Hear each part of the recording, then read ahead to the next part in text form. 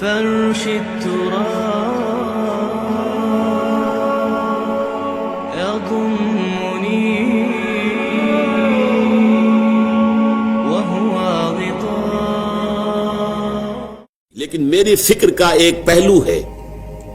ایک تو میں نے شروع میں جو 2 آیات پڑھی تھی کہ تحریک پاکستان کا بیسک موٹیویشن جو ہے وہ سورہ انفال کی آیت نمبر 26 میں ہے.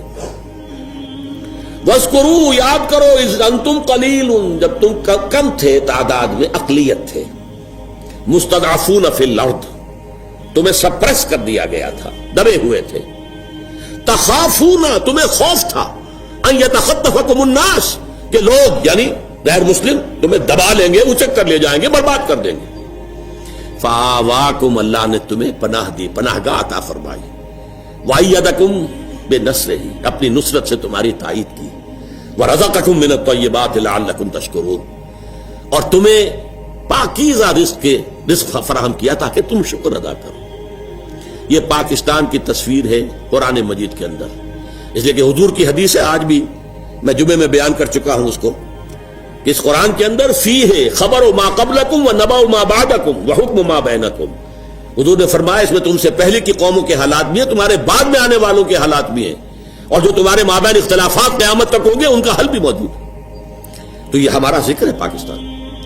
دیکھیے، میرے ایک فکر کا جو پہلو میں آپ کے سامنے رکھنا چاہتا ہوں، میرے نزدیک یہ یقینی ہے، حتمی ہے، شدنی ہے، اٹل ہے، قیامت سے قبل پوری دنیا میں نظام خلافت قائم ہوگا، اللہ کے دین کا غلبہ ہوگا. قرآن مجید میں اس کا صغرا کبرا ہے. وہ صغرا کبرا کیا ہے؟ کہ حضور کو بھیجا گیا غلبہ دین کے لیے، 3 دفعہ فرمایا هو الذی ارسل رسولہ بالہدی ودین الحق لیظہرہ علی الدین کلہ، اور 5 دفعہ فرمایا کہ ہم نے اے نبی آپ کو بھیجا پوری نوع انسانی کے لیے. وما ارسلناک الا کافۃ للناس بشیرا ونذیرا. منطقی نتیجہ کیا ہے؟ حضور کا مقصد بعثت اس وقت پورا ہوگا جب کل روح ارضی پر، کل عالم انسانیت پر اللہ کا دین غالب ہو جائے. کیسے ہو سکتا ہے کہ دنیا ختم ہو جائے اس کے بغیر، حضور کے مقصد بعثت کی تکمیل کے بغیر؟ جو اقبال نے کہا تھا کہ وقت فرصت ہے، کہاں کام ابھی باقی ہے، نور توحید کا اتمام ابھی باقی ہے. اگرچہ ساتھ ہی خبر دی تھی یہ جہاں معمور ہوگا نغمہ توحید سے.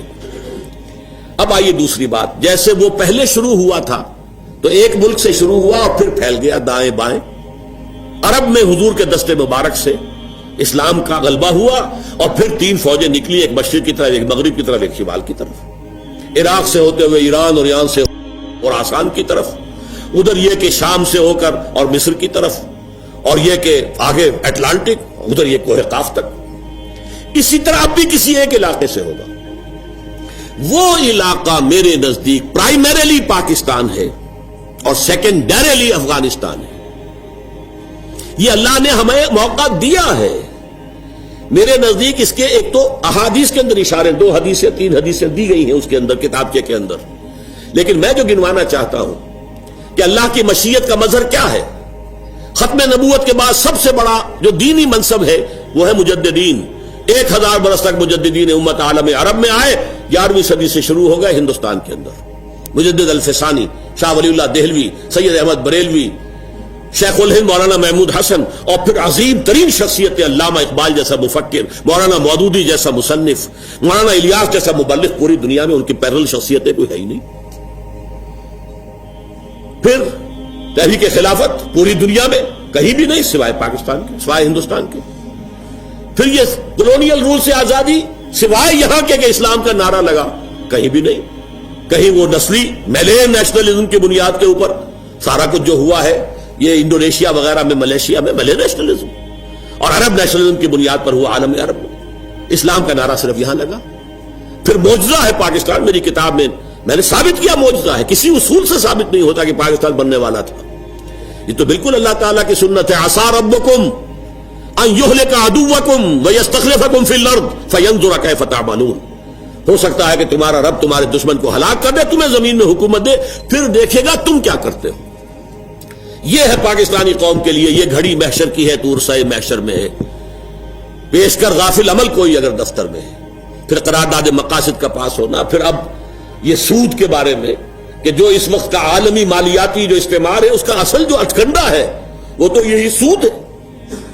اقبال کہتے ہیں ای بنوک ای فکر چالاک یہود، یہ بینکنگ کا پورا نظام جو ہے یہودیوں کے چالاک ذہن کی پیداوار ہے. نور حق سینہ آدم ربود، اس نے انسان کے اندر سے جو اللہ کا نور تھا نفخت فیہ من روحی اسے نکال پھینکا ہے. اب یہ درندہ بن گیا ہے، آدمی درندہ بے دندان و چنگ. نور حق سینہ آدم ربود تا تہو بالا نہ گرددی نظام دانش و تہذیب و دین سودائے خام. جب تک یہ بینکنگ کا نظام جو ہے تہو بالا نہیں ہوتا، ختم نہیں ہوتا، اس وقت تک نہ دانش کا کوئی امکان ہے، نہ دین کا، نہ تہذیب کا. اور وہی بات علامہ قائد اعظم نے کہی، اسٹیٹ بینک آف پاکستان کا افتتاح کرتے ہوئے کہی کہ یہ نظام نہیں، ہمیں اپنا نظام بنانا ہوگا. تو بہرحال ان حوالوں سے اللہ تعالیٰ نے بہت سے شواہد جمع کر دیے ہیں کہ یہاں سے احیاء ہوگا. بدقسمتی سے ہم اپنا سبق بھول گئے، منزل سے بھٹک گئے. ہماری دینی قیادت نے بہت بڑی غلطی کی، ہمالیہ ایسی غلطی کی، پاور پالیٹکس میں اپنی صلاحیتوں کو، قوتوں کو ضائع کر دیا. ہو سکتا ہے بھولا ہوا سبق یاد آ جائے، توقع ہے اللہ سے